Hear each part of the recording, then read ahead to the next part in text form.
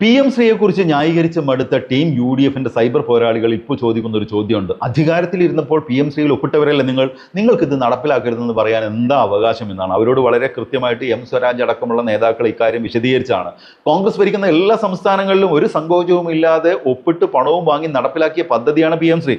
എന്നാൽ ഇടത് സർക്കാർ PM-ശ്രീയിൽ ഒപ്പിട്ടത് നടപ്പിലാക്കാൻ വേണ്ടിയല്ല.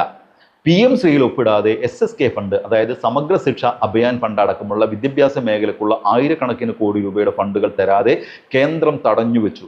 ബംഗാൾ, തമിഴ്നാട് അടക്കമുള്ള ചില സംസ്ഥാനങ്ങൾ ഈ കാരണം പറഞ്ഞ് കോടതിയെ സമീപിച്ചെങ്കിലും കാര്യമായ ഒരു പ്രയോജനവും ആ സമയത്ത് ഉണ്ടായില്ല. എന്നാൽ ഇതിൽ മറ്റൊരു തന്ത്രം ഉപയോഗിക്കാനാണ് കേരളത്തിലെ വിദ്യാഭ്യാസ വകുപ്പ് ആലോചിച്ചത്. PM-ശ്രീയുമായി ബന്ധപ്പെട്ട് ഒപ്പിടേണ്ടത് MOU ആണ്. എന്താണ് ഈ MOU? Memorandum of understanding. പച്ച മലയാളത്തിൽ പറഞ്ഞു കഴിഞ്ഞാൽ ധാരണാപത്രം. അതൊരു കരാറല്ല.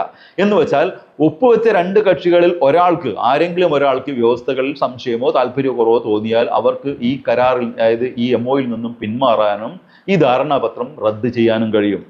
ഇത് നിങ്ങൾ ഗൂഗിളിനോടോ ജമിനിയോടോ ചോദിച്ചു കഴിഞ്ഞാൽ കിട്ടുന്ന ഉത്തരവേ ഉള്ളൂ. മാത്രമല്ല, MOU-യുമായി ബന്ധപ്പെട്ട് ഞാൻ ഈ പറഞ്ഞ കാര്യം, ഇത് റദ്ദ് ചെയ്യാൻ പറ്റുന്നുള്ള കാര്യം UDF-ന് അധികാരത്തിലെത്തിക്കാൻ അധിക സമയ പണിയെടുത്ത മൗദൂദികളുടെ ചാനലായ മീഡിയ വണ്ണിലെ അടുപ്പുകുട്ടി ചർച്ചക്കാരടക്കമുള്ള പല മാധ്യമങ്ങളും ഇതിനോടകം പുറത്തു പറയുകയും ചെയ്തു. തന്ത്രപരമായി PM-ശ്രീയിൽ ഒപ്പിട്ട് തടഞ്ഞു വെച്ച മറ്റു ഫണ്ടുകൾ വാങ്ങിച്ചെടുക്കുക മാത്രമായിരുന്നു ഇടത് സർക്കാർ ലക്ഷ്യമിട്ടത്. അതിന്റെ ഭാഗമായി 2 ഘട്ടങ്ങളിലായിട്ട് SSK ഫണ്ട് 100 കോടിയോളം രൂപ സംസ്ഥാനത്തിന് ലഭിക്കുകയും ചെയ്തു. എന്നാൽ ഇതറിഞ്ഞ മാധ്യമങ്ങൾ ഇത് വാർത്തയാക്കിയതോടെയാണ് ഇത് വിവാദമാക്കാൻ UDF തീരുമാനിച്ചത്. പിന്നീട് നടന്നത് നമ്മൾ കണ്ടു. അന്ന് ഇടത് സർക്കാർ MOU മരവിപ്പിക്കാൻ അയച്ച കത്തും അതുമായി ബന്ധപ്പെട്ട് കേന്ദ്ര സർക്കാർ സുപ്രീം കോടതിയിൽ കൊടുത്ത അഫിഡവിറ്റ് നമ്മൾ കണ്ടു. എന്നിട്ടും ഞങ്ങൾ വന്നാൽ PM-ശ്രീ അറബിക്കടലിലെറിയും, ചവറ്റുകൊട്ടയിലെറിയും എന്നൊക്കെ വലിയ വായിൽ വിളിച്ചു പറഞ്ഞ് ന്യൂനപക്ഷ മതവിഭാഗങ്ങളെ ഇടത് വിരുദ്ധരാക്കി വോട്ട് വാങ്ങി അധികാരത്തിലെത്തിയവർ അന്ന് ഇടത് സർക്കാർ മരവിപ്പിച്ച അതേ PM-ശ്രീയുമായി മുന്നോട്ടു പോകാൻ തത്വത്തിൽ തീരുമാനിച്ചിരിക്കുന്നു. അതിനായി സതീശൻ പറയുന്നത് പെരുന്നുണകളാണ്. സംസ്ഥാന സർക്കാർ MOU മരവിപ്പിക്കാൻ ഒരു കത്തും അയച്ചിട്ടില്ല. ഈ കരാറിൽ ഒപ്പുവെക്കുക മാത്രമല്ല, PM-ശ്രീയുടെ ഫണ്ടും ഇടത് സർക്കാർ വാങ്ങിച്ചു എന്നൊക്കെയുള്ള പെരുന്നുണകളാണ് സതീശൻ ആവർത്തിച്ചു പറയുന്നത്. ഇതിൻ്റെ ഒക്കെ അടിസ്ഥാനത്തിലാണ് മുസ്ലിം ലീഗിന്റെ പ്രതിനിധി ഇതുമായി ബന്ധപ്പെട്ട് ചർച്ചക്കെത്തിയത്, ചാനൽ ചർച്ചയ്ക്ക്. പക്ഷേ ചെന്ന് പെട്ടത് സഖാവ് സ്വരാജിന്റെ മുന്നിലും. പിന്നെ പറയണോ പൂരം? കണ്ടു നോക്കൂ. എന്ത് നുണയാണ് ഇക്കാര്യത്തിൽ ഐക്യജനാധിപത്യ മുന്നണി ഗവൺമെന്റോ അതിന്റെ തലവന്മാരോ അല്ലെങ്കിൽ മുഖ്യമന്ത്രിയോ മറ്റോ പറഞ്ഞിട്ടുള്ളത്? നിങ്ങൾ നവംബർ 12-ാം തീയതി ഒരു കത്ത് അയക്കുന്നത്, നവംബർ 12-ാം തീയതി ശ്രീ K. വാസുകി IAS അയച്ചിട്ടുള്ള കത്തിന്റെ പകർപ്പ് നിങ്ങൾ കയ്യിലുണ്ടാവും. സഞ്ജയ് കുമാർ IAS കൊടുത്തതാണ്. അതിനിടയിൽ പറഞ്ഞത് council of ministers of the state decided to constitute a committee from among its members to examine such concerns raised and to submit these. ഇങ്ങനെ പറഞ്ഞിട്ട് വാചകങ്ങൾ കൃത്യമാണ്. നിങ്ങൾ മരവിപ്പിച്ച് എന്നാണോ ഇതിലുള്ളത്? ഉണ്ടാവുമല്ലോ. നേരത്തെ ഞാൻ ഒരു മിനിറ്റ്, നേരത്തെ ശ്രീ M. സ്വരാജ് പറഞ്ഞു ഞാൻ നുണയെന്ന് പറയുന്നില്ല, വസ്തുതാ വിരുദ്ധമായി എന്ന് തിരുത്തി പറയാമെന്ന്. ഞാൻ പറയട്ടെ, വസ്തുതകൾ പരിശോധിക്കുക. ബഹുമാന്യനായ യൂത്ത് ലീഗിന്റെ പ്രതിനിധിയോട് എനിക്ക് പറയാനുള്ളത്, ഇങ്ങനൊരു ചർച്ച കാണുന്ന ആളുകൾക്കെല്ലാം ബോധ്യമാവും നമ്മൾ രണ്ട് നിലപാടിനെ പ്രതിനിധീകരിക്കുന്നവരാണ്, 2 രാഷ്ട്രീയ പാർട്ടിയുടെ പ്രതിനിധികളാണ്. സ്വാഭാവികമായിട്ട് നമുക്ക് ഈ കാര്യങ്ങളെല്ലാം വിയോജിപ്പായിരിക്കും, നമുക്കൊരേ അഭിപ്രായം ഉണ്ടാവില്ല, അത് സ്വാഭാവികമാണ്. പക്ഷേ വസ്തുതകളായിട്ട് നിൽക്കും. അത് എനിക്കും നിങ്ങൾക്കും ഇഷ്ടപ്പെട്ടാലും ഇല്ലെങ്കിലും വസ്തുതയാണ്. ബാക്കിയെല്ലാം ഉള്ളത് നമ്മുടെ വ്യാഖ്യാനങ്ങളാണ്. അത് നമുക്ക് ഇഷ്ടം പോലെ വ്യാഖ്യാനിക്കാം. ഇപ്പോൾ എന്ത് കളവാണ് പറഞ്ഞതെന്ന് പറഞ്ഞു, അതിനെക്കുറിച്ചൊരു നീണ്ട ചർച്ച സത്യത്തിൽ അതിനാവശ്യമാണ്. എങ്കിലും അങ്ങ് കത്തിൻ്റെ കാര്യം പറഞ്ഞു. ഏത് കത്ത്? നവംബർ 12-ന് അയച്ച കത്തിൻ്റെ കാര്യം. അങ്ങനെ ഒരു കത്തില്ല എന്നാണ് അങ്ങയുടെ മുഖ്യമന്ത്രി പറഞ്ഞത്. അതാ പ്രശ്നം. കത്തിൻ്റെ ഉള്ളടക്കത്തിലേക്ക് നമുക്ക് വരാം. ഇപ്പോൾ ഉള്ളടക്കത്തെക്കുറിച്ച് നിങ്ങൾ പറഞ്ഞല്ലോ, ഇവിടെ മന്ത്രിമാരുടെ സമിതി എന്നൊക്കെ പറഞ്ഞു. അപ്പോൾ എന്തിനെക്കുറിച്ചാണ് പറയുന്നത്? നവംബർ 12-ന് അയച്ച കത്തിനെക്കുറിച്ച് നിങ്ങൾ പറഞ്ഞ മറ്റേ K. വാസുകി ഒപ്പിട്ട കത്തിനെക്കുറിച്ച്. അങ്ങനെ ഒരു കത്തില്ല എന്നാണ് അങ്ങയുടെ മുഖ്യമന്ത്രി പറയുന്നത്. അതാണ് പ്രശ്നം. അതാണ് ഒന്നാമത്തെ പ്രശ്നം. അങ്ങേക്ക് ബോധ്യമായി എന്ന് കരുതുന്നു. ഇനി ആ കത്തിൽ പറഞ്ഞ കാര്യത്തെക്കുറിച്ച്, ഉള്ളടക്കത്തെക്കുറിച്ച് നിങ്ങൾ ചർച്ച വീണ്ടും ഉയർത്തുന്നുണ്ടെങ്കിൽ നമുക്കതും പരിശോധിക്കാം. എന്താണ് അവസാനത്തെ ഭാഗം? Accordingly I am directed to inform that the government of Kerala എന്നാരംഭിക്കുന്ന ആ വാചകം, അവസാനത്തെ വാചകം അങ്ങ് വായിച്ചു നോക്കൂ. MOU നിർത്തിവെക്കണം എന്നല്ല എഴുതിയിരിക്കുന്നത്. അങ്ങനെയാണ് പിൻവാങ്ങുക. അങ്ങനെയാണ് പഞ്ചാബ് പിൻവാങ്ങിയത്. MOU എന്ന് പറഞ്ഞാൽ അതിൻ്റെ ആദ്യത്തെ ചുവടുവയ്പ്പല്ലേ? അത് മരവിപ്പിക്കാൻ ആവശ്യപ്പെടുന്നു സ്റ്റേറ്റ് ഗവൺമെൻറ്. അങ്ങനെയാണ് 9 മാസങ്ങൾക്ക് ശേഷം പഞ്ചാബ് പിൻവാങ്ങിയത്. പിന്നീട് അവർ വീണ്ടും കരാറിലേക്ക് വന്നു. അത് അവരുടെ രാഷ്ട്രീയമായ പല സാഹചര്യങ്ങളുണ്ടാവാം. അപ്പോൾ ഇതൊന്നും പുതിയൊരു കാര്യമല്ല. ഗവൺമെൻറ് നിങ്ങൾ ഉൾപ്പെടെയുള്ളവരുടെ വിമർശനം സ്വീകരിച്ചിട്ട് എന്ന് കരുതിക്കോളൂ. യൂത്ത് ലീഗിൻ്റെയും UDF നേതാക്കളുടെയും നിങ്ങൾ നേരത്തെ പറഞ്ഞ പോലെ CPI-യുടെയും ഒക്കെ പൊതു കേരള സമൂഹത്തിൽ ഉയർന്നു വന്ന എതിർപ്പുകളുടെയും പ്രതിഷേധങ്ങളുടെയും കൂടി അടിസ്ഥാനത്തിൽ എന്ന് തന്നെ ഇരിക്കട്ടെ, ഗവൺമെൻറ് ഇങ്ങനെ ഒരു സ്റ്റെപ്പ് എടുത്തു. അപ്പോഴാണ് നിങ്ങളുടെ നേതാവ് പ്രസംഗിച്ചത്, ഞങ്ങൾ അധികാരത്തിൽ വന്നാൽ ഞങ്ങൾ ഇതിൻ്റെ അറബിക്കടലിലെറിയും. ഇല്ലേ, അങ്ങ് കേട്ടിട്ടുണ്ടാവും ആ പ്രസംഗം. അപ്പോൾ ആ ആവേശപൂർവ്വം നിങ്ങളൊക്കെ പങ്കെടുത്ത സമരങ്ങൾ, വിദ്യാഭ്യാസ മന്ത്രിയുടെ വീട്ടിലേക്ക് നടത്തിയ മാർച്ച്, ഇങ്ങനെയെല്ലാം ഒരു കലുഷിത അന്തരീക്ഷം കേരളത്തിലുണ്ടായിരുന്നു. സർക്കാർ ആവട്ടെ ഇതിനെല്ലാം മാനിച്ചുകൊണ്ട് ഇത് മരവിപ്പിക്കാൻ കത്ത് കൊടുത്തു. PM ശ്രീ പദ്ധതി അല്ലെങ്കിൽ തന്നെ നടപ്പാക്കാൻ ഉദ്ദേശിച്ച പദ്ധതിയില്ല. ആ പദ്ധതിയെക്കുറിച്ച് ഇപ്പോൾ നമുക്ക് എല്ലാവർക്കും അറിയില്ലേ. 100-200 കോടി രൂപയാണ് ആ പദ്ധതിയിൽ ആകെ ഉള്ളത്. 100-300 പള്ളിക്കൂടങ്ങൾക്കാണ് അത് ആ ലിസ്റ്റിൽ ഉൾപ്പെടുത്തുക. അത് കേരളത്തിന് സത്യത്തിൽ ആവശ്യമില്ല. അത് അങ്ങും അതിനോട് യോജിക്കും തോന്നുന്നു. കാരണം പശ്ചാത്തല സൗകര്യങ്ങൾ മെച്ചപ്പെടുത്തുന്നതിന് വേണ്ടിയാണ്. ആ സൗകര്യങ്ങളൊക്കെ കേരളത്തിൽ ഏതാണ്ട് എല്ലാ സ്കൂളുകൾക്കും ഉണ്ട്. പക്ഷെ നമ്മൾ എവിടെയാണ് പ്രശ്നത്തിലായത്? നിങ്ങൾ പറഞ്ഞ പോലെ തന്നെ സമഗ്ര ശിക്ഷയുടെ ഫണ്ട് കിട്ടുന്നില്ല. ആയിരക്കണക്കിന് അധ്യാപകർ ജോലി ചെയ്യുന്നതല്ലേ. 2022 മുതൽ സമ്മർദ്ദം തുടങ്ങി കേന്ദ്ര ഗവൺമെൻറ്. ആ സമ്മർദ്ദത്തിന് വഴങ്ങിയില്ല. അതാണ് നമ്മൾ കാണേണ്ടത്. അങ്ങ് കൂടി അംഗമായിട്ടുള്ള മുന്നണി നയിക്കുന്നത് കോൺഗ്രസ്സാണ്. കോൺഗ്രസിൻ്റെ ഗവൺമെൻറ്റുകൾ തെലങ്കാനയിലും കർണാടകയിലും എല്ലാം ഈ ഫണ്ട് വാങ്ങി PM ശ്രീ നടപ്പാക്കി. 100-600 സ്കൂളുകൾ ഇവിടെ കർണാടകയിലും 800-ൽ പരം പള്ളിക്കൂടങ്ങൾ തെലങ്കാനയിലും PM ശ്രീ സ്കൂളുകളാണിപ്പോൾ. പക്ഷേ ഈ സമ്മർദ്ദത്തിന് വഴങ്ങിയില്ല കേരളം. നമ്മൾ പൊരുതി നിന്നു, പിടിച്ചു നിന്നു. അവസാനം SS ഫണ്ട്, സമഗ്ര ശിക്ഷാ ഫണ്ട് പിടിച്ചു വെച്ചപ്പോൾ നമ്മൾ പ്രതിസന്ധിയിലായി പോയി. അധ്യാപകർക്ക് ശമ്പളം മുഴുവൻ കേന്ദ്രവിഹിതം കിട്ടാതെ ഇവിടെ നിന്ന് എടുത്ത് കൊടുക്കേണ്ടി വന്നു. ആ ഒരു ഘട്ടത്തിലാണ് ഇത് ഒപ്പിടാം, പദ്ധതി നടപ്പാക്കുന്നില്ല, പക്ഷേ ഒപ്പിട്ട് കഴിഞ്ഞാൽ ഈ ഫണ്ടിങ് റിലീസായി വരുമല്ലോ എന്നാണ് കരുതിയത്. PM ശ്രീ പദ്ധതി നടപ്പാക്കാനൊന്നും ഉദ്ദേശിച്ചിരുന്നില്ല. ഇപ്പോൾ തർക്കിക്കേണ്ട കാര്യമില്ല. PM ശ്രീ പദ്ധതി നടപ്പാക്കണമെങ്കിൽ ആദ്യം ഒരു കമ്മിറ്റി രൂപീകരിക്കണം. ഒരു കമ്മിറ്റിയല്ല, ജില്ലാതലത്തിലൊക്കെ കമ്മിറ്റി വേണം. നമ്മൾ ആ കമ്മിറ്റി രൂപീകരണത്തിലേക്കേ കടന്നില്ല. സ്കൂളുകൾ തീരുമാനിക്കണം. നമ്മൾ ഒരു സ്കൂളും തീരുമാനിച്ചില്ല. അതുകൊണ്ടാണ് കേന്ദ്ര ഗവൺമെൻറ് സുപ്രീം കോടതിയിൽ ഇപ്പോൾ കൊടുത്ത അഫിഡവിറ്റ് പറയുന്നുണ്ട്, ഈ പദ്ധതി നടപ്പാക്കാൻ കേരള ഗവൺമെൻറ് യാതൊരു നടപടിയും സ്വീകരിക്കില്ല. കാരണം നമ്മൾ നടപ്പാക്കാൻ ഉദ്ദേശിച്ചിട്ടില്ല ഇവിടെ. അതുപോട്ടെ, ഇതൊക്കെ ചരിത്രം. ഇവിടെ നമ്മൾ തമ്മിലുള്ള ഡിസ്പ്യൂട്ട് എന്താണ്? ആകെ ഒരു കാര്യമുള്ളൂ. അങ്ങയുടെ ചർച്ചയുടെ ആദ്യ ഭാഗത്ത് ആ കാര്യത്തെക്കുറിച്ച് പരാമർശിച്ചില്ല. ഇനി സമയമുണ്ട്. ഞാൻ പ്രതീക്ഷിക്കുന്നു അങ്ങ് ആ കാര്യത്തിൽ ഒരു വ്യക്തത വരുത്തുമെന്ന് കഴിയുമെങ്കിൽ. അതിതാണ് പ്രശ്നം.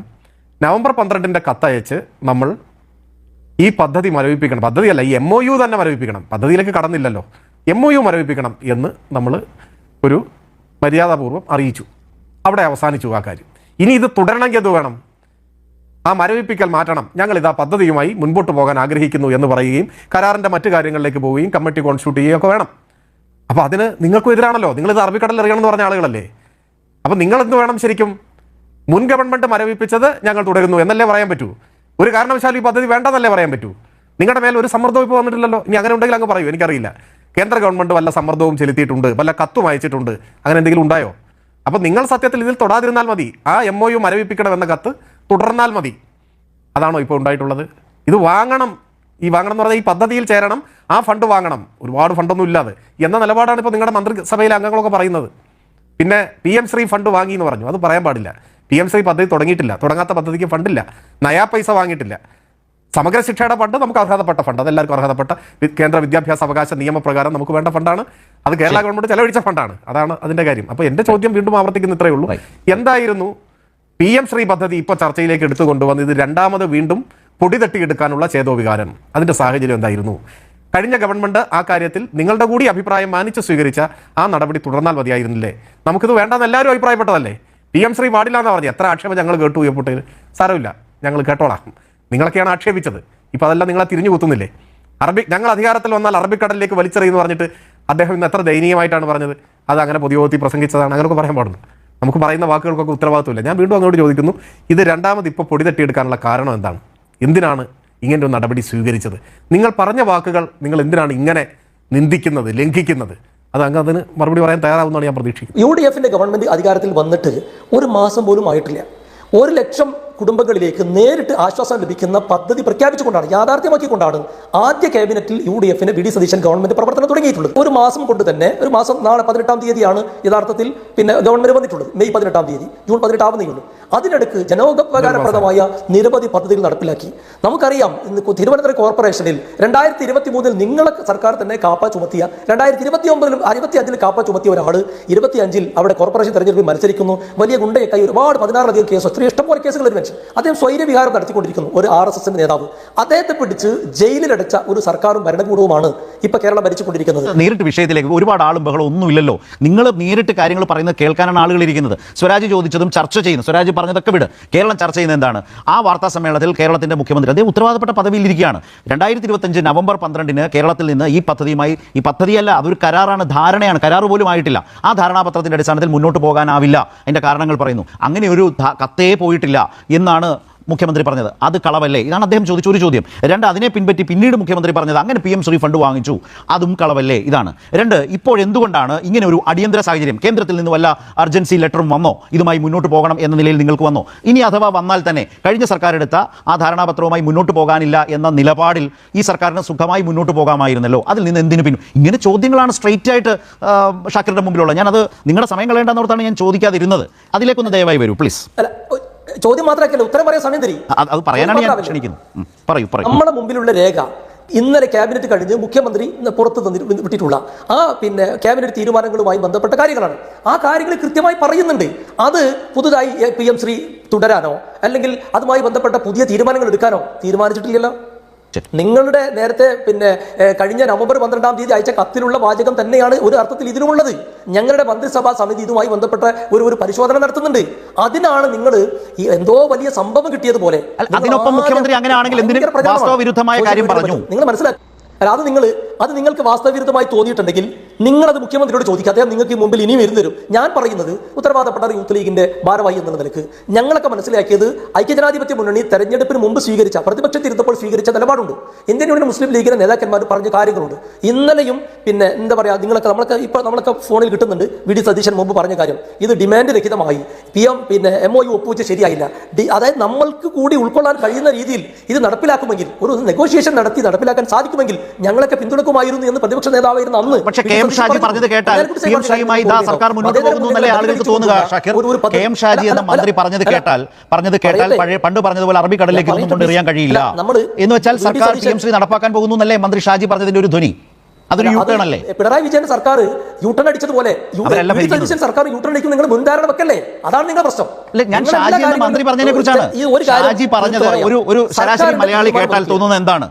ചോദിച്ചോളൂ, രാഷ്ട്രീയമൊക്കെ മാറ്റിവെക്ക്. KM ഷാജി എന്ന മന്ത്രി ഇപ്പോൾ പറയുന്നത് കേട്ടാൽ പ്രതിപക്ഷത്തിരുന്നപ്പോൾ അദ്ദേഹം പറഞ്ഞതുമായി താരതമ്യം ചെയ്താൽ എന്ത് മനസ്സിലാക്കണം? അത് ഷാജി തന്നെ കൃത്യമായി നിങ്ങളോട് പറഞ്ഞു. പിന്നെ നിങ്ങൾ ധ്വനിയായി വേറെ വ്യാഖ്യാനിക്കേണ്ടതില്ല. ഞാൻ പറഞ്ഞത് ഇത്രയാണ്. ഇന്നലെ നമ്മുടെ പ്രസംഗത്തിലൊക്കെ പലതും പറയും. PM ശ്രീ അറബിക്കടലിൽ കൊണ്ടുപോയി എറിയാനാകുമോ എന്ന് പറഞ്ഞാൽ അതിനൊരു അർത്ഥമുണ്ടെന്നേ. ഷാക്കിർ, ഇത് നല്ല മലയാളമാണ് ഷാജി പറഞ്ഞത്. പ്രസംഗത്തിലൊക്കെ പലതും പറയും. അങ്ങനെയൊക്കെ പണ്ട് പലതും പറഞ്ഞിട്ടുണ്ടാകാം. ഇതാണ് അതിന്റെ അർത്ഥം. അറബിക്കടലിൽ കളയാനാകുമോ എന്ന് ചോദിച്ചാൽ പണ്ട് അങ്ങനെയൊക്കെ പറഞ്ഞിട്ടുണ്ടെങ്കിലും മന്ത്രിയായിരിക്കുമ്പോൾ സർക്കാരായിരിക്കുമ്പോൾ കളയില്ല. ഈ നാട്ടിൽ അത് ഉണ്ടാകും എന്നാണ് പറഞ്ഞതിന്റെ അർത്ഥമായിട്ട് നമുക്ക് മനസ്സിലാവുന്നത്. ശ്രീ ഷാജിയുടെ പ്രസംഗമാണോ, VD സതീശന്റെ ഏതെങ്കിലും പ്രസ്താവനകളാണോ, ഐക്യജനാധിപത്യങ്ങളുടെ സർക്കാർ എടുത്തിട്ടുള്ള ക്യാബിനറ്റിന്റെ തീരുമാനമാണോ? എന്താണ് നമ്മൾ ഇവരിലൂടെയൊക്കെയാണ് അത് ജനങ്ങളിലേക്ക് വരുന്നത്. തീരുമാനം എന്താ ഷാക്കിർ? ഞാൻ അത്ഭുതം തോന്നുകയാണ് താങ്കൾ പറഞ്ഞത്. നിങ്ങൾ സമയം കൊടുക്കുന്നേ, ഈ സർക്കാർ ഇരിക്കാൻ സമയം കൊടുക്കുക. സാധാരണഗതിയിൽ ഒരു ഗവൺമെന്റിന്റെ പ്രവർത്തനങ്ങളെ വിലയിരുത്താനുള്ള സമയമായിട്ടില്ല. ഞാനതിന് അദ്ദേഹത്തോട് യോജിക്കുകയാണ്. പക്ഷേ ഗവൺമെന്റിന്റെ ദിശ എങ്ങോട്ടാണെന്നുള്ളത് വ്യക്തമാകാൻ ഈ ഒരു മാസം മതി.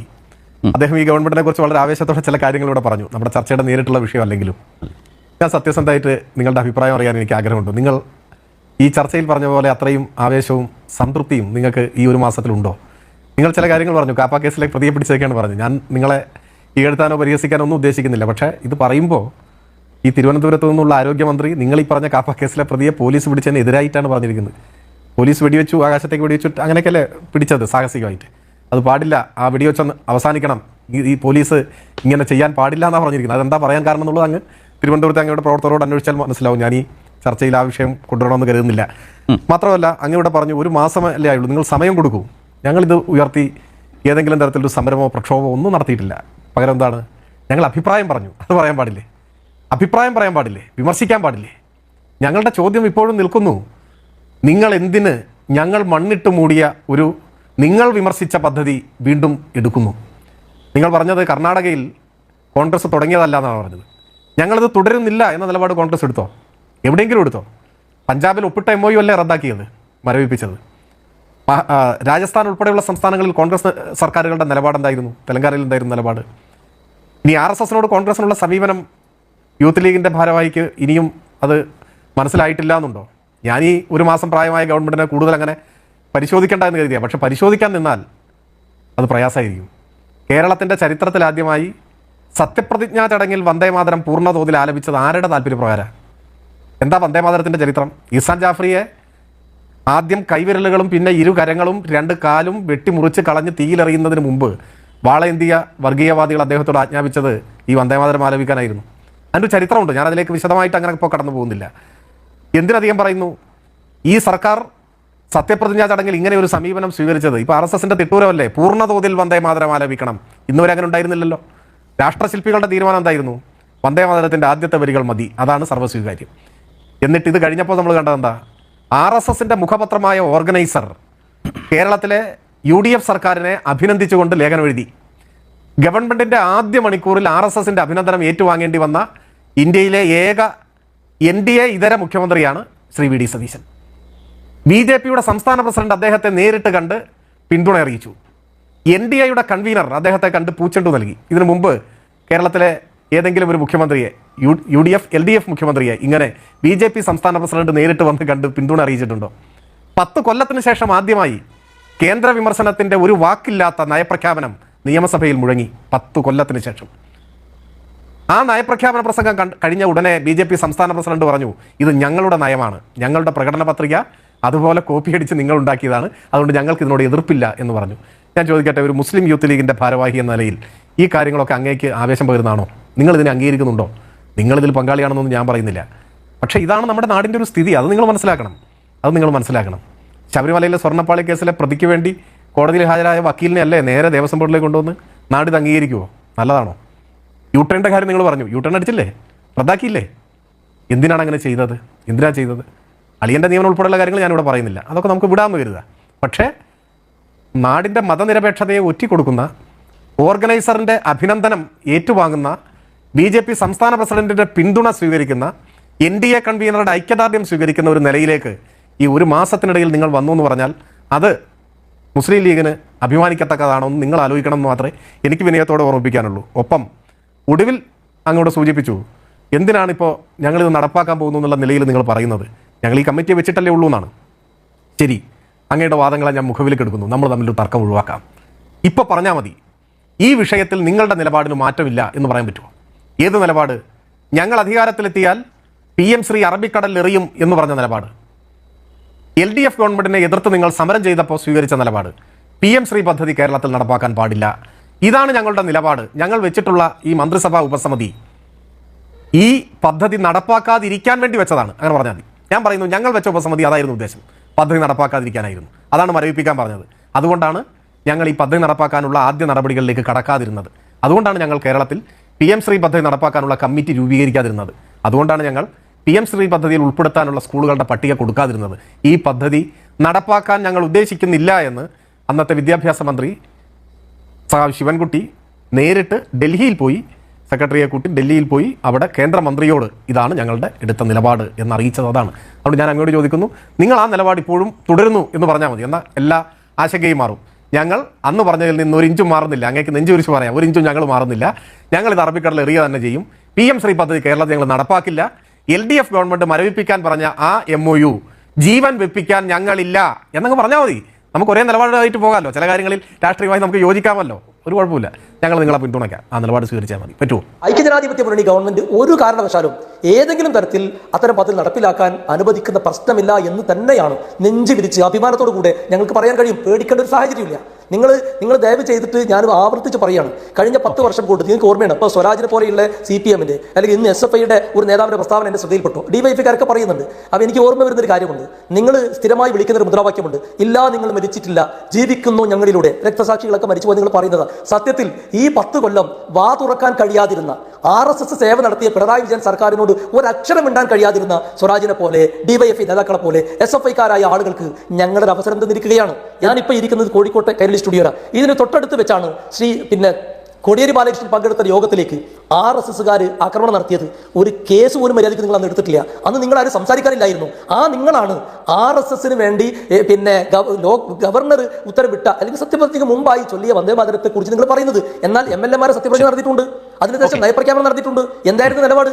അതിനുശേഷം ശ്രീ പിണറായി വിജയൻ പങ്കെടുത്ത കോൺഗ്രസ് എസിന്റെ സമ്മേളനത്തിൽ ശരത്തെ ഈ സ്വരാജിനെ പോലെയുള്ള ആളുകൾ ചോദിക്കണ്ടേ, എന്തുകൊണ്ടാണ് നമ്മുടെ സത്യപ്രതിജ്ഞ കഴിഞ്ഞ ദിവസങ്ങൾക്ക് ശേഷമാണ് കോൺഗ്രസ് എസിന്റെ ഒരു സമ്മേളനത്തിൽ പോയി സഖാവ് പിണറായി വിജയൻ പങ്കെടുക്കുന്നത്? അദ്ദേഹം എഴുന്നേറ്റ് നിന്ന് ഈ വന്ദേമാതരം ചൊല്ലിയല്ലോ.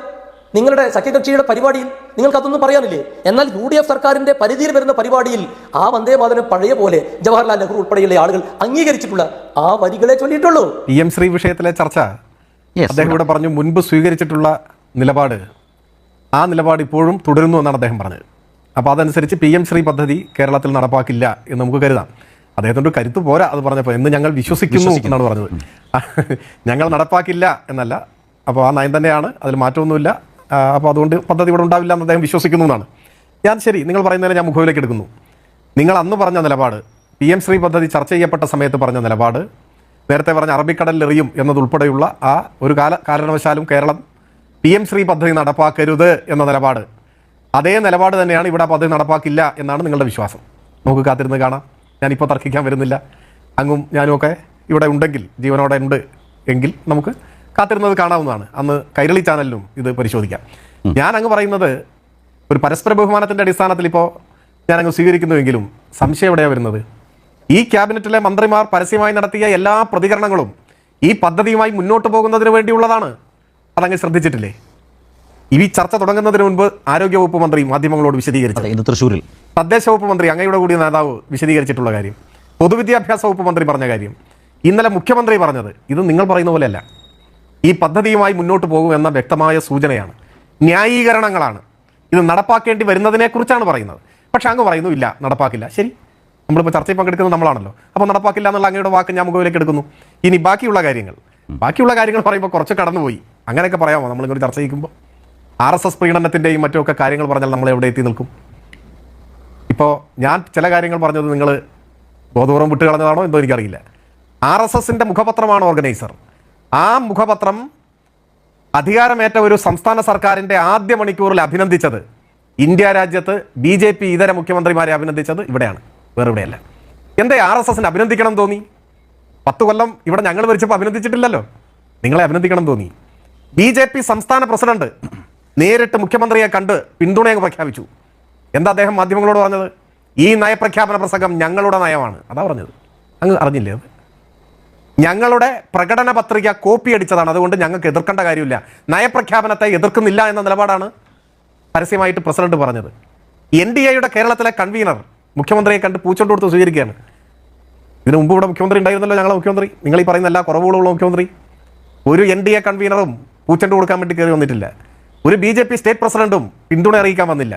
ഓർഗനൈസർ അഭിനന്ദനങ്ങൾ രേഖപ്പെടുത്തിക്കൊണ്ട് മുഖപ്രസംഗം നടത്തിയില്ല. പകരം നമ്മുടെയൊക്കെ ഓർമ്മയിൽ വേറൊന്നുണ്ട്.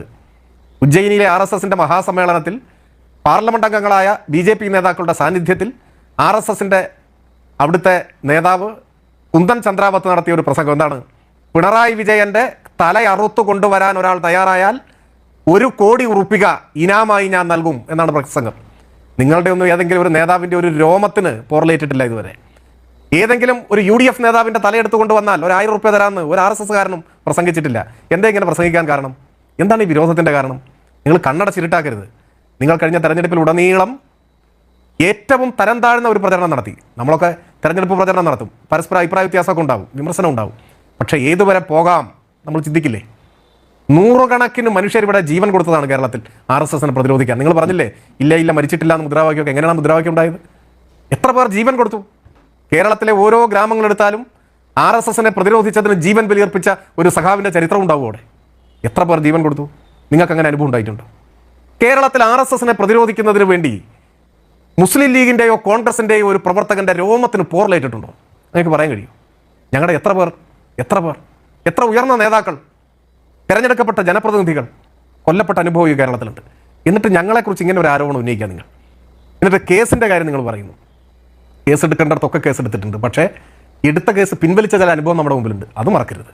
ഈ തിരുവനന്തപുരത്ത്, ഞാനിപ്പോൾ തിരുവനന്തപുരത്താണ്, അങ്ങ് കോഴിക്കോടാണ്. എന്നാൽ പിന്നെ കോഴിക്കോട്ടെ കാര്യം പറയാം. കോഴിക്കോട്ട് കടപ്പുറത്ത് വന്നിട്ടാണ് വിശ്വ ഹിന്ദു പരിഷത്തിൻ്റെ നേതാവ് പ്രവീൺ തൊഗാഡിയ വിഷം തുപ്പുന്ന പ്രസംഗം നടത്തിയത്. പോലീസ് കേസെടുത്തു. കാരണം കേസെടുക്കാതിരിക്കാൻ പറ്റില്ല, അത്ര മാരകമാണ് പ്രസംഗം. കേസെടുത്തു. ആ കേസ് നിരുപാധികം പിൻവലിച്ചു കൊടുത്തു RSSൻ്റെ അഭ്യർത്ഥനയുടെ മുന്നിൽ. ആഭ്യന്തരമന്ത്രി എന്ന് ഓർമ്മയുണ്ടോ? നിരുപാധികം പിൻവലിച്ചു. ഇവിടെ ഞാനിരിക്കുന്ന തിരുവനന്തപുരത്ത് മഹാത്മാഗാന്ധി കോളേജിൽ, കേശവാസപുരത്ത്, പുറമേ നിന്നുള്ള RSS അക്രമികൾ കോളേജിൽ കയറി വിദ്യാർത്ഥികളുടെ നേരെ ആക്രമണം ഒഴിച്ചു വിട്ടപ്പോൾ പോലീസ് എത്തി തടയാൻ ശ്രമിച്ചു. അപ്പോൾ ഒരു പോലീസ് ഓഫീസറെ ബോംബ് എറിഞ്ഞ് കൊല്ലാൻ ശ്രമിച്ചു. ബോംബ് പൊട്ടി അദ്ദേഹത്തിൻ്റെ കാല് ചെതറിത്തെറിച്ചു. സ്വാഭാവികമായിട്ടും വലിയ വകുപ്പാണ്. എക്സ്പ്ലോസീവ് ആക്ടൊക്കെ ഉൾപ്പെടെ വധശ്രമത്തിന് കേസെടുത്തു. കേരളത്തിൻ്റെ ചരിത്രത്തിലാദ്യമായി ഒരു പോലീസ് ഓഫീസറെ ബോംബെറിഞ്ഞ് കൊല്ലാൻ ശ്രമിച്ച കേസ് RSSൻ്റെ അഭ്യർത്ഥനയ്ക്ക് മുൻപിൽ പിൻവലിച്ചു കൊടുത്തു നിങ്ങൾ. എന്നിട്ട് RSS പ്രീണനത്തെക്കുറിച്ച് പറയുകയെ. കേരളത്തിൻ്റെ ചരിത്രത്തിൽ ഇതുവരെ ഉണ്ടായിട്ടുണ്ടോ? ഞങ്ങളൊക്കെ സമരക്കേസിൽ, സാധാരണ കേസുകൾ പ്രതിയായിട്ടുള്ള കേസുകൾ പിൻവലിക്കാൻ സമ്മതിക്കുമോ നിങ്ങൾ? RSSന്റെ വിശ്വ ഹിന്ദു പരിഷത്തിന്റെ വലിയ ഗൗരവമുള്ള കേസുകൾ അവരുടെ അഭ്യർത്ഥന അനുസരിച്ച് പിൻവലിച്ചു കൊടുത്ത ചരിത്രമാണ് കേരളത്തിന്റെ ചരിത്രം. പിന്നെ 60 തെരഞ്ഞെടുപ്പിന്റെ ചരിത്രം നമ്മുടെ മുമ്പിൽ നീണ്ടു കിടക്കുന്നുണ്ട്. ഞാൻ അത്ര വിശദമായിട്ട് പോകണ്ട എന്ന് കരുതിയിട്ടാണ്. അപ്പോൾ ഞാൻ പറഞ്ഞു വരുന്നത്, ആരോപണങ്ങൾ ഉന്നയിക്കാം, വിമർശിക്കാം, എതിർക്കാം, ഒക്കെ ചെയ്യാം. പക്ഷേ നമ്മൾ അടിസ്ഥാനപരമായ ചില കാര്യങ്ങൾ മറന്നു കളയരുത്. ഏതുവരെ പോകാം, പറയുന്നതിനൊക്കെ ഒരു പരിധിയില്ലേ? നമ്മളൊക്കെ മനുഷ്യരല്ലേ? നമ്മൾ രാഷ്ട്രീയമായ വിയോജിപ്പുണ്ട് എന്ന് കരുതി, അല്ലെങ്കിൽ നമുക്ക് യോജിക്കാനാവാത്ത ഒരു രാഷ്ട്രീയ പ്രത്യയശാസ്ത്രമാണെന്ന് കരുതി എന്തും നമ്മൾ പറയൂ, എന്തും പറയൂ. ഇപ്പോൾ ഈ ഒരു മാസത്തിനിടയിൽ വന്ന കാര്യമല്ലേ ഞാൻ അങ്ങോട്ട് പറഞ്ഞത്. ഇനി ഗവൺമെന്റിനെ കുറിച്ച് പറയാനാണെങ്കിൽ ഇനി എത്രയോ പറയാനുണ്ട്. ഞാൻ അതിലേക്ക് പോകുന്നില്ല. ഇപ്പോൾ പലതിലും നിയമിച്ചുകൊണ്ടിരിക്കുന്ന സംഘപരിവാർ അനുകൂലികളുടെ സംബന്ധിച്ച് വാർത്തകൾ വന്നു തുടങ്ങിയിട്ടുണ്ട്. അതൊക്കെ വരും ദിവസങ്ങൾ നാട് ചർച്ച ചെയ്യും. ഒരു കൈ RSSന്റെ തോളിലും ഒരു കൈ ജമാഅത്ത് ഇസ്ലാമിയുടെ തോളിലുമാണ്. അതല്ല ഇപ്പോൾ ഒരു യൂത്ത് കോൺഗ്രസിന്റെ നേതാവ് എന്നോട് ദേഷ്യപ്പെടേണ്ട, ഒരു യൂത്ത് കോൺഗ്രസിന്റെ നേതാവ് ഇന്ന് പുറപ്പെടുവിച്ച ഒരു പ്രസ്താവന ഞാൻ കണ്ടു. ഒരു മന്ത്രിയുടെ പേഴ്സണൽ സ്റ്റാഫിൽ ഒരു ജമാഅത്തെ ഇസ്ലാമിക്കാരനെ എടുത്തിരിക്കുന്നു. അത് സംബന്ധിച്ച് യൂത്ത് കോൺഗ്രസ് നേതാവ് ഒരു വിമർശനം ഉന്നയിക്കുകയാണ്, അതിശക്തമായ വിമർശനം. അങ്ങേക്ക് എന്തെങ്കിലും മറുപടി ഉണ്ടെങ്കിൽ ആ യൂത്ത് കോൺഗ്രസ് നേതാവിൻ്റെ ശ്രദ്ധയിൽ അത് പെടുത്തണം. ഇങ്ങനെയാണ് ഇപ്പോൾ കേരളം പോയിക്കൊണ്ടിരിക്കുന്നത്. പിന്നെ അവതാരകനോട് ചോദിച്ച ചോദ്യം പ്രസക്തമാണ്. ഒരു മാസമായിട്ടുള്ള ഒരു ഗവൺമെൻറ് ശരി, ഇങ്ങനെ മറ്റേ മുഖ്യമന്ത്രി എന്ന് പറഞ്ഞത് ആ വേദിയിൽ സത്യപ്രതിജ്ഞാ വേദിയിൽ പൂർണ്ണതോതിൽ വന്ദേമാതരം ആലപിച്ചത് അറിയില്ലായിരുന്നു എന്നാണ് പറഞ്ഞത്. അത് വിശ്വാസ്യമാണോ, വിശ്വാസയോഗ്യമാണോ? ഇവിടെ പറഞ്ഞു ഗവർണറാണ് നടത്തുന്നത്. അങ്ങനെയല്ല, സത്യവാചകം ചൊല്ലിക്കൊടുക്കുന്നത് ഗവർണറാണ്.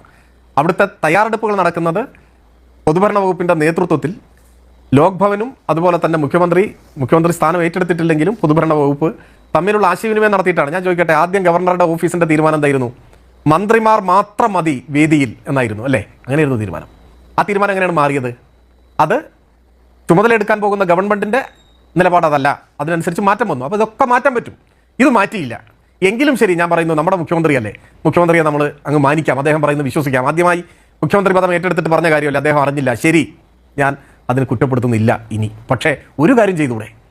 RSSന്റെ തിട്ടൂരം അനുസരിച്ച് നമ്മുടെ രാജ്യ താല്പര്യത്തിനെതിരായി ഈ വന്ദേമാതരം പൂർണ്ണതോതിൽ ആലപിക്കപ്പെട്ടത് ഉചിതമായില്ല. അതിൽ എൻ്റെ സർക്കാരിന് പ്രതിഷേധം എന്നുള്ള വാക്കും വേണ്ട, അസംതൃപ്തിയുണ്ട് എന്ന് ലോക്ഭവനെ അറിയിക്കണ്ടേ? അതല്ലേ ഒരു ഡിപ്ലോമാറ്റിക് രീതി? അങ്ങനെ ചെയ്യാറുണ്ടല്ലോ. സർക്കാരിൻ്റെ അസംതൃപ്തി നിങ്ങൾ അറിയിച്ചുവോ? അതാണ് എൻ്റെ ചോദ്യം. സർക്കാരിൻ്റെ അസംതൃപ്തി അറിയിച്ചോ? എന്നാൽ നമുക്ക് ഈ ചർച്ച അവസാനിപ്പിക്കാം, ഈ വിഷയം നമുക്ക് അവസാനിപ്പിക്കാം. അത് അറിയിച്ചിട്ടില്ലല്ലോ, ഇപ്പോഴും അറിയിച്ചിട്ടില്ല. മഹാത്മാഗാന്ധി സർവകലാശാലയിൽ ഗോഡ്സെയുടെ ആരാധകനായ ഒരു സംഘപരിവാർ ആളെ, അദ്ദേഹത്തെ ഞാൻ സ്വയം സേവകൻ എന്നൊന്നും വിളിക്കുന്നില്ല, VC അല്ലേ, അപ്പോൾ ഒരു സംഘപരിവാർ നിലപാട് സ്വീകരിക്കുന്ന ആളെ ഗവർണർ നിയമിച്ചു. ഉടനടി MG യൂണിവേഴ്സിറ്റി സെനറ്റ് ഒരു RSS ശാഖയാക്കി മാറ്റി. ഇത്തരം സാഹചര്യങ്ങൾ ഉണ്ടാകുമ്പോൾ സാധാരണ മുൻപ് നമ്മൾ ഈ നിലയിലുണ്ടായിട്ടില്ല, എന്നാലും സർക്കാരിനെ മറികടന്ന് ഗവർണർ ഇത്തരത്തിലുള്ള താല്പര്യങ്ങളുമായി മുൻപോട്ട് പോകുമ്പോൾ എത്ര വലിയ ഏറ്റുമുട്ടൽ കേരളത്തിലുണ്ടായി. ഗവർണറും മുഖ്യമന്ത്രിയും തമ്മിൽ, ഗവർണറും ഇടതുപക്ഷവും തമ്മിൽ, ഗവർണറും SFIയും തമ്മിലൊക്കെ എത്ര സമരങ്ങൾ, ഏറ്റുമുട്ടലുകളുണ്ടായി. എന്തിനായിരുന്നു ഇത്? ഉന്നത വിദ്യാഭ്യാസ വകുപ്പ് മന്ത്രി പറഞ്ഞൊരു വാചകമുണ്ട്, നമ്മളത് കേൾക്കണം. അദ്ദേഹം പറഞ്ഞത് ഗവർണറുമായി വഴക്കിടാൻ ഞങ്ങളില്ലാന്ന. ഈ ഗവർണറുമായിട്ട് നമ്മൾ എന്തിനാണ് വഴക്കിട്ടത്? വ്യക്തിപരമായ എന്തെങ്കിലും കാര്യത്തിനാ? പൈസ വാങ്ങിയിട്ട് തിരിച്ചു തരാത്ത പ്രശ്നം കൊണ്ടാണോ? ഈ നാടിൻ്റെ മതനിരപേക്ഷത സംരക്ഷിക്കാനല്ലേ വഴക്കിട്ടത്? നിരന്തരം ഏറ്റുമുട്ടിയത്?